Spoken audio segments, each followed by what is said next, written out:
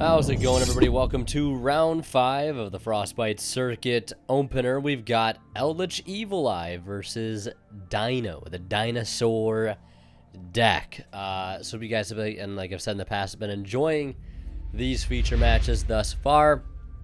And again, just now getting into working on editing rounds 4 and 5, and eventually I'll be getting to top, but I've been very busy with building a studio in my basement to primarily help focus, the aim of my work here on YouTube and making better content for you guys on a more regular basis. So I've been pretty busy with a lot of stuff at home, but bear with me. We will get through all this, and hopefully it'll lead to, and it should lead to, a lot of great content for you guys in the future. High quality, just outright everything way better than it is right now, be able to put the best foot forward that I possibly can. So very excited to share you all with that, share all of that with you. And if you guys want to see updates for that, check out my Discord below, link to that in the description. But we do have Dino versus, like I said, Invoked or Eldlich Evil Eye, which is a very interesting build of Eldlich. I'm sure you guys have seen tons of different builds, but I don't know how many people have seen Evil Eye splashed in there. Very good engine.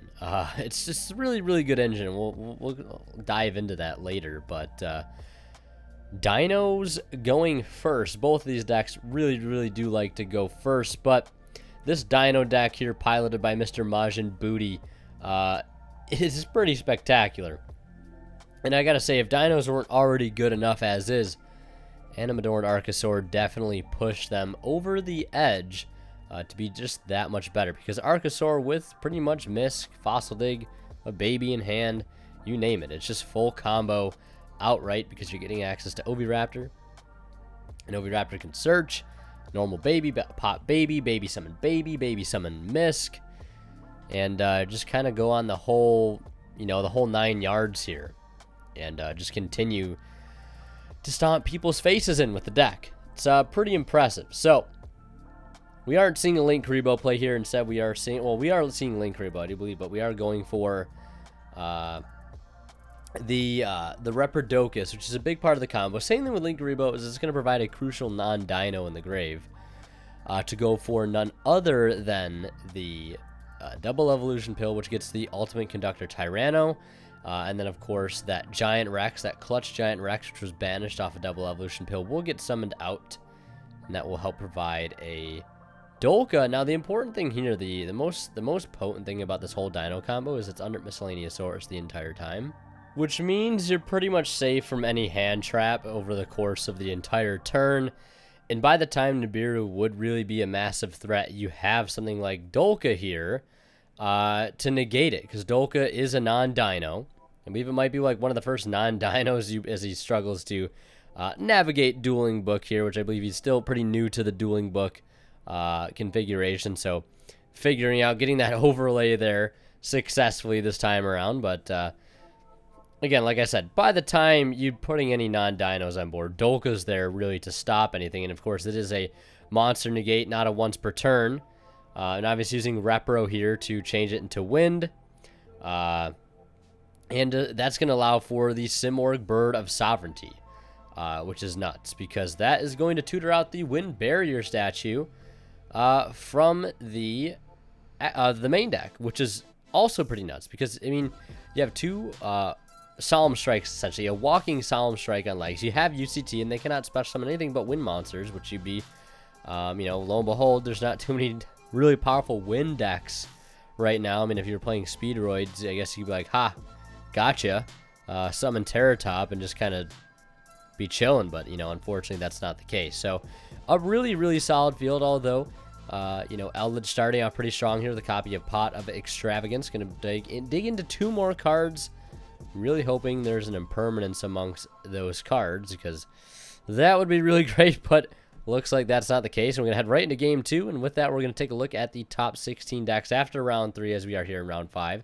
So you can see we have that Eldlich Evil Eye deck alongside 3 Dino decks. Dino being the most represented deck so far here, at least in the top 16 decks after, in the standings after round 3. Still quite a bit of diversity here. Plunder, Cyber Dragon, True Draco, Magical Musket. Adamantipator and Invoked, 2 different variants, 1 Altergeist deck, Sky Striker. So a pretty diverse field, but Dino, no surprise to see it here in one of these feature matches, and I believe in a previous feature match earlier on, and really excited to show you guys how it all plays out. And of course, Imperium Duelist has just come out with a brand new playmat, the Solemn Wars playmat. Hands down has to be my favorite playmat by them. So far, as as I've been working with them over the past few years and all the stuff I've seen them put out, I'm so excited to get my hands on this playmat. And if you guys are interested in picking one up, you can by using that discount code WinnerKills10 off at checkout to save 10% off your entire order. I know a lot of my friends have already picked the mat up or want to check it out and pick it up. So I would get your hands on it soon, guys, before it is sold out, because I could see that mat selling out very, very quickly. So check out their site down below, and of course, down below you'll also find my affiliate link to TCG Player. If you want to help support the channel and doing what I do, you can do so by shopping on TCG Player using that affiliate link, and a small portion of the revenue of your purchase will go right back into the channel, and of course is greatly appreciated. So in game 2, Eldlich, as you might have imagined, gonna go first here. They don't want to run into that Dolka UCT Wind Barrier statue and just scoop outright. So they're gonna go first, starting with that Evil Eye field spell. That's gonna grab Surzeal, and that's gonna grab the Evil Eye of Selene. And of course a Pot of Extravagance to top everything off as well. But basically what this is getting you is a normal summonable monster that cannot be destroyed by battle or your opponent's card effects, and also cannot be targeted with card effects. And also basically has the ability to offer an interruption. So I believe it does pop a special summon monster while it is equipped with Evil Eye of Selene. So it's a really rugged normal summon that's really going to be hard to get over, and it creates a disruption, and it can also search a counter trap, the Evil Eye Resolution or whatever the trap card is called. But it does have a searchable counter trap for the deck, which is great, because that just adds on to all the other defensive aspects of Evil Eye. But unfortunately, not seeing too much, or Eldlich, I should say. And speaking of the counter trap, there it is, the Evil Eye Retribution. I was close. When a spell or trap card is activated while you control Evil Eye monster, negate the activation if you do destroy it. So stopping any spell or trap, still pretty nice. And again, with paired on top of the defensiveness of Eldlich, really adds on to make it really a fortress of a deck. But it does not matter. Unfortunately, our Dino player has been blessed here in the opening hand with not 1 but 2 copies of Lost World. He says, oh, you negated the first one? Hold the second one for me real quick, big dog. As he also plays that Miscellaneous Saurus, and just kind of finesses on that 1 counter trap. Really doesn't care too much about it, as he's probably going to have full combo here. Whether the token goes out, if he's going to pop the token, or if he's going to go for something per se like, the baby in hand. It also has the other fact that this, the equipped, or it says each time you activate the equipped monster's effect, or you activate another Evil Eye spell trap card, the equipped monster gains 500 attack, and if it does, you lose 500 life points. This attack gain remains even if this card leaves the field. This card is in your graveyard. Pay 1,000 life points, banish 1 Evil Eye spell trap from your grave, and then I believe you can add it back to your hand. So it's a really solid note. It kind of reminds me of Invoked because of the recurability it has, and the field spell aspect. But all around, a very, very solid card, to say the least. So again, as you might have imagined, Dino having full combo here, having Petit Pteranodon in hand this time, to follow up with the Oviraptor and getting the token on board. So just going to be a very, very productive turn for Dino. No slouch here if it has to go second. UCT, as good of a card it is going first, it's almost better going second. Being able to attack every monster the opponent controls, and if it's in defense, you can send it to the graveyard. The opponent will take 1,000 damage, so it's almost like it does piercing. So it's a board wipe in of its own right. And it's a turn ender in of its own right as well, simply because of obviously the Book of Eclipse like effect. Just an insane card. It still boggles my mind how the card is still at 3. You could say that about a lot of Dino stuff, but I mean the deck is just absolutely insane. Does it have its weaknesses? Of course it does, but sometimes it's hard to really see what those weaknesses are when it's being piloted by a very good player who knows the deck well. But we're going to see that Linkuriboh be made here, and we're really only seeing it for one reason. That's to get that key non-Dino in the graveyard for that double evolution pill, which he's going to search out. And then I can only imagine we'll see that Reprodocus follow suit. If that is really the game plan, still here going second. Of course, if he cannot secure it, it still might help to have that little bit of a floodgate on the field. But as it stands, he already has access to a really powerful Miscellaneous Source play. Well, I mean, I guess he's already used Miscellaneous Source at this point, but still has a lot of gas in the tank, I guess. But one thing I want to go back to earlier is that this is Eldlich Evil Eye.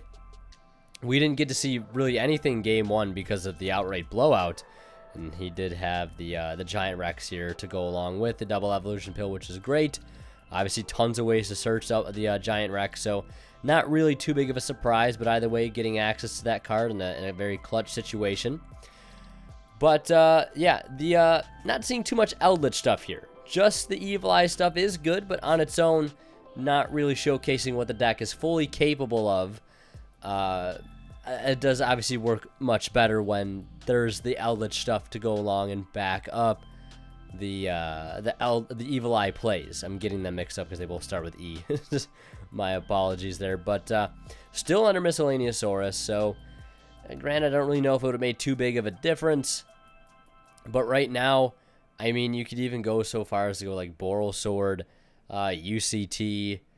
There's a lot of different avenues you could go for. You could go for a rank 4 play, etc., etc. But it looks like he's actually going to use UCT here, as he may want to get another level 4 on board, or possibly go for Pankratops here, because it is a level 5, or yep, it is level 4 or higher, so that Pankratops going to be tutored out easily off Petityrannodon. Just be able to pile on the damage and the advantage here. Booking that Surzeal face down. Now be able to take full advantage of the UCT's effect to be able to send off the token. I believe, yeah, any defense position monsters, that would be sent off for 1,000. I believe that's how it would work. I don't know if the token has any weird interaction with UCT, but I think it would just get sent for 1,000. We're going to see a rank 4 here. Now you're probably thinking, is it going to be Logia? Is it going to be Dolka? Looks like it's actually going to be Logia this time around, the Walking Solemn Judgment. And there's another UCT in hand. You hate to see it, but there it is. Plenty of dinos in the graveyard to summon this one from hand this time around. And, yeah, you know, it's the writing's on the wall at this point. You do have Pankratops. You do have double UCT. You've got Logia. You still got Lost World on the field. So this Logia is down to 1,900, but it really does not make a difference in terms when we're talking attack and defense points here, because, again, you've got double Book of Eclipse. You're not really going to let any attack go through that you don't want to, or that is, of course, a threat to you when you've got double UCT. And I believe this Oviraptor is being summoned off of a baby that never resolved earlier. Could be wrong, but they might just be repairing the game state. These players are both chatting on voice chat. I'm sure somebody in the comments will be able to point out where that Oviraptor comes from. But either way, it doesn't make too big of a difference. Dino taking a commanding 2-0 win there. Pretty quick game. But it just goes to show you how powerful Dino is. Even arguably against one of the better decks of the format, it's still such a strong contender. Like, anybody who doubts Dino, it just needs to wake up. It's such a good deck. It definitely can compete 100,000%. Very, very capable deck here. Eldlich, both of these guys were undefeated here in round 5. They were both 4-0, but obviously Dino going 5-0 through Swiss. That Dino player specifically going 5-0 through Swiss. We will see them again in top 8. I can confirm that. And same thing with the Eldlich Evil Eye player, also making top 8, being X1 alongside our other top 8 competitors. And you guys will see that top 8 pie chart in the top cut matches. So stay tuned for those. And again, I do hope you guys have been enjoying these matches so far. Please let me know what you think down in the comment section below. Yeah, don't forget to join Discord. Follow me on Twitch. Join Discord, especially if you want to get access, early access, and early info on when the next tournament will be. We'll be hosting it soon. Just been busy with a lot of stuff at home, so we'll get that going very, very quickly. So yeah, thank you guys so much for watching. As always, Winterkill signing out. We'll see you guys in the next one. And last but not least, a special shout out to my Divine level channel members here on YouTube. Academic Thick, Travis Harris, and Zors. Thank you guys so much for sticking around as long as you have and supporting me as generously as you have. It is greatly appreciated, and it does help me out quite a bit in doing what I do. So again, thank you guys so much for the continued generous support. Thank you very much.